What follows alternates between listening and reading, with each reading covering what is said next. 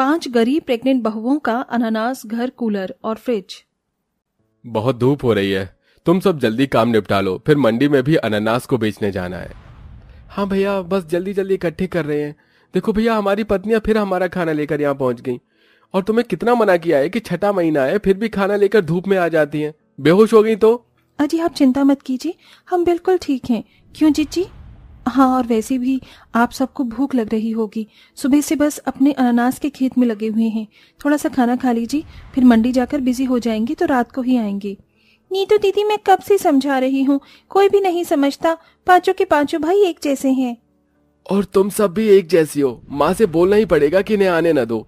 बस करो दीवर जी, हम सब आप सबके लिए ही कर रहे हैं जो भी कर रहे हैं, और हमारे बच्चे बिल्कुल ठीक हैं।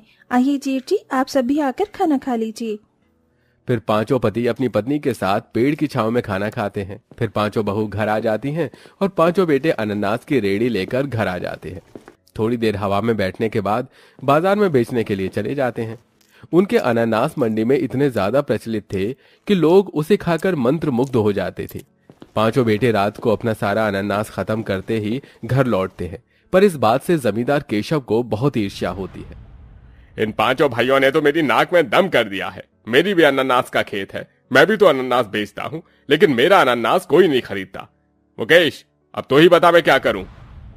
देखिए, आप खुद भी जानते हैं कि आपका अनानास और उनके अनानास में बहुत फर्क है, लेकिन मैं अपनी चाल पट्टी से उन्हें यहाँ से गायब करवा सकता हूँ। मुकेश, पैसों की चिंता बिल्कुल मत करना, बस मेरा ये काम कर दो, कल ही आपका ये काम हो जाएगा। घर पहुंचने के बाद सुजाता अपने पांचों बेटों को नींबू पानी बनाकर देती है। ये लो मेरे बच्चों, इसे पी लो, इसे पीकर तुम्हें अच्छा लगेगा। दिन भर धूप में रहते हो, काम करते रहते हो, पता है ना गर्मी कितनी है। इसे पियोगे तो ठीक रहेगा। माँ, आप हमारी इतनी चिंता क्यों करती हैं? आखिर आप बिल्कुल नहीं बदली, पहले भी ऐसे ही थी और अब भी। मुझे और ख्याल रखना है सबका। मेरी पांचों बहू मुझे दादी बनाने वाली जो है। बहुओं, तुम भी बैठकर आराम कर लो, मानती नहीं हो। माँ जी, आप हमारा इतना ख्याल रखती हैं, फिर कैसा आराम करना। लगा लो मक्खन। ये लो, ये ताकत वाले लड्डू हैं, इसे खा लो। खास मैंने अपनी गर्भवती बहू के लिए बनाया है। मैंने भगवान की कृपा से हमारे घर में हालात बिल्कुल ठीक हैं। हमारे खेत के अनानास इतने अच्छे हैं कि मेरे बेटे सारे बेच देते हैं और पैसे भी आ जाते हैं। उसी से ही मैंने ये लड्डू बनाए हैं। जी माँ जी, हम खा लेंगे। आज आपकी कितनी कमाई निकल गई होगी, दीजिए मैं जमा कर दूं। हम जो पैसे लाए थे वो बीज वगैरह खाद लाने में लगा दिए, तो आज तो कोई पैसा नहीं है, सिर्फ ये 100 रुपए हैं। पर फिक्र मत करो, कल और अनानास बेचकर पैसे ले आएंगे। हमारा काम ऐसा है कि तरसना नहीं पड़ता। थू थू थू थू, ये तो बिल्कुल सही कहा बच्चों तुमने। थोड़ी देर बाद वो सब खाना खाकर सो जाते हैं। अगले दिन पांचों बेटे अपने खेत से अनानास लेकर मंडी में बेचने जाते हैं, तो बातों ही बातों में जमींदार उनके अनानास को अपने केमिकल वाले अनानास से बदल देता है, जिन्हें वो बेचते हैं, जिसे खाकर एक व्यक्ति की तबीयत खराब हो जाती है और जमींदार पंचायत से पांचों बेटे के केमिकल अनानास के बारे में शिकायत कर देता है। बिठाई पंचायत में खूब बहस होती है। सुजाता और उसकी पांचों बहुएं आंसू बहा रही होती हैं। अरे ये मैं क्या सुन रहा हूँ अविनाश, गौरव, छोड़ो, सुजाता बहन आप ही बता दीजिए। आपका इतना बड़ा खेत और केमिकल अनानास बेच रहे हैं, ये तो एक तरह से लोगों के स्वास्थ्य के साथ खिलवाड़ है। हाँ, नहीं तो मैं बोल रहा हूँ सरपंच जी, अब आपको इनको कठोर सजा देनी होगी। अरे मैं तो कहता हूँ सरपंच जी, आप इन्हें गांव से बाहर निकाल दीजिए और इनका खेत भी जब्त कर लीजिए, ताकि ये लोग ऐसे जहरीले फल किसी को न खिला पाएं। ना ना सरपंच जी, आप ऐसा मत कीजिए। मेरे बेटे ऐसे बिल्कुल नहीं हैं। हम तो बिल्कुल अच्छा अनानास उगाकर बेचते हैं और मेरी बहुएं भी खाती हैं, उन्हें तो कुछ नहीं हुआ। ये किसी की साजिश है।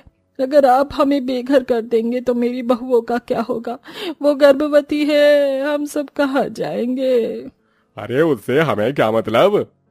अच्छा, अगर यह किसी की साजिश है तो सरपंच जी, आप इनकी रेडी से ही एक अनानास देख लीजिए, इसकी शक्ल बदली हुई होगी।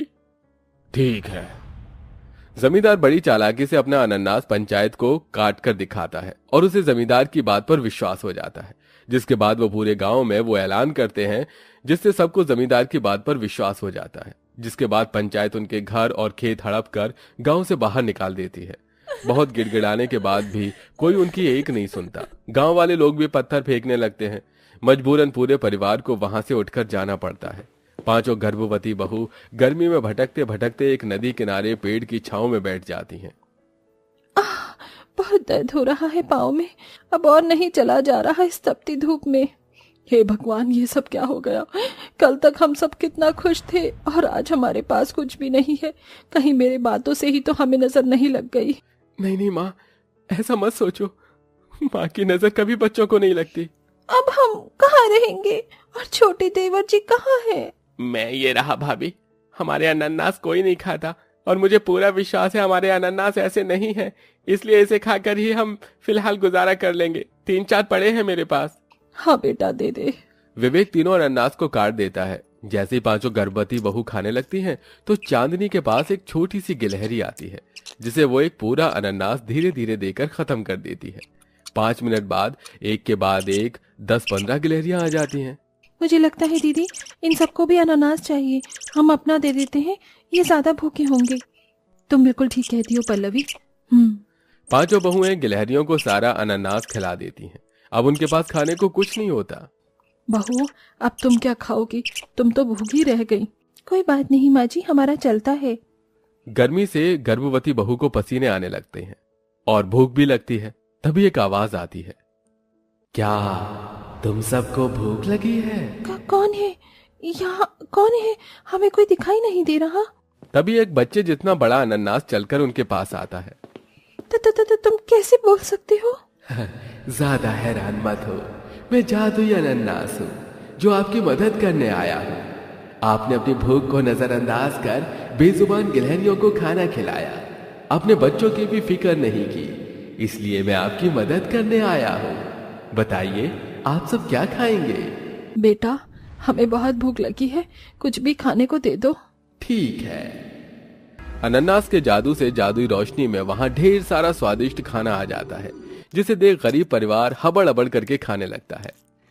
शुक्रिया जादुई अनानास, तुमने न केवल हमारा बल्कि हमारी पत्नी और बच्चे को भी खाना खिलाया है, उसके लिए शुक्रिया।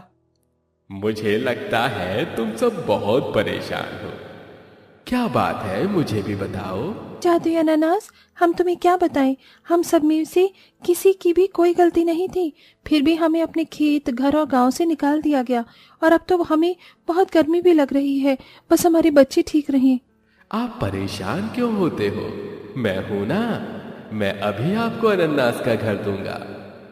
जादुई अनानास के बोलते ही एक बड़ा सा अनानास का घर बन जाता है, जिसके अंदर जाते ही गरीब परिवार को बहुत अच्छा लगता है।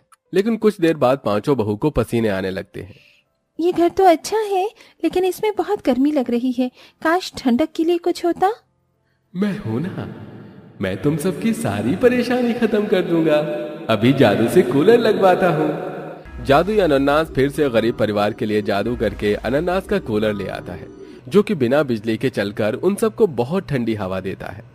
अरे अब मुझे तो लग रहा है ये कूलर नहीं, जैसे कि एसी हो। बहुत ठंडा कर दिया इसने। हाँ माँ, ये तो है। शुक्रिया जादुई अनानास, पर मुझे ठंडा पानी पीने का मन कर रहा है। आसपास कहीं ठंडा पानी भी नहीं है, ये भी तुम दे दो।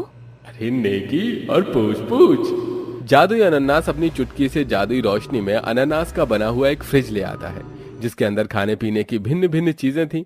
प्रेग्नेंट बहुएं फ्रिज को खोलते ही उसमें से आइसक्रीम, केक, कोल्ड ड्रिंक लेकर खाने पीने लगते हैं।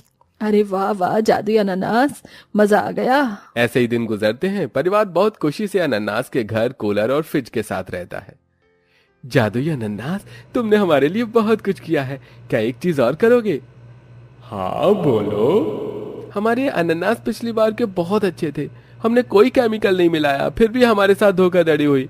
हम दोबारा से यही बेचना चाहते हैं, क्या तुम अनानास का खेत दे दोगे? बिल्कुल। ये कहते ही जादुई अनानास उन्हें जादुई अनानास का खेत भी दे देता है। पांचों भाई अगले दिन से अपने अनानास बेचने लगते हैं और वहां भी जमींदार का चेला मुकेश उसे देख लेता है। मुकेश निगरानी रखने के लिए उनके पास आता है, लेकिन उनका अनानास खाकर उसका दिल पसीज जाता है। अरे तुमने इतनी जल्दी अनानास का खेत कहां से लगा लिया? और ये तो पहले से भी ज्यादा स्वादिष्ट है। हाँ, हमें पता है, पर ये सब तुम क्यों पूछ रहे हो? अरे अविनाश, मुझे माफ कर दो, मैं तुम्हें कुछ बताना चाहता हूँ। दरअसल उस दिन तुम्हारे साथ जो कुछ भी हुआ उसके पीछे जमींदार का हाथ था। वो तुम्हारे अनानास की कमाई से बहुत जलन में था, इसलिए उसके कहने पर मैंने तुम्हें तुम्हारे घर, गांव और खेत से निकलवा दिया। दरअसल वो केमिकल वाला अनानास उस जमींदार का था। मैंने तुम्हें इसलिए बता दिया, शायद मेरा थोड़ा पश्चाताप कम हो। तुमने हम सबके साथ बहुत गलत किया है। ये तो सोचते कि मेरी गर्भवती पत्नी और मेरे भाइयों की गर्भवती पत्नी कहाँ जाएंगे। अगर पश्चाताप करना है तो पंचायत को सब बताना होगा। अरे ठीक है, मैं बताऊंगा। उसके बाद पांचों बेटे मुकेश को पंचायत के पास ले जाते हैं, जहां मुकेश अपने और जमींदार के बारे में सब कुछ बता देता है। उसके बाद सजा जमींदार को दी जाती है और पांचों बेटे से भी जो भी चीज उनसे ली जाती है वो सब उन्हें इज्जत के साथ वापस कर दी जाती है। अब वो दोनों अनन्नास के खेत से अनन्नास बेचा करते थे। कुछ दिनों बाद पांचों बहुएं भी प्यारे प्यारे बच्चों को जन्म देती हैं, जिसके बाद सब खुशी खुशी रहने लगते हैं।